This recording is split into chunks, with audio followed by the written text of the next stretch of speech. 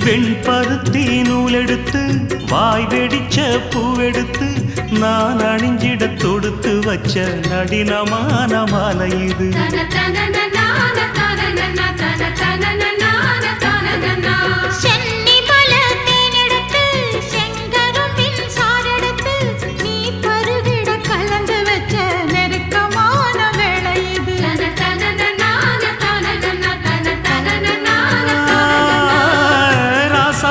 உடம்பிருக்கும் ரவிக்க துணி நானாக அன்னாடம் சூடி கொள்ள ஆசை வச்சாகாதா.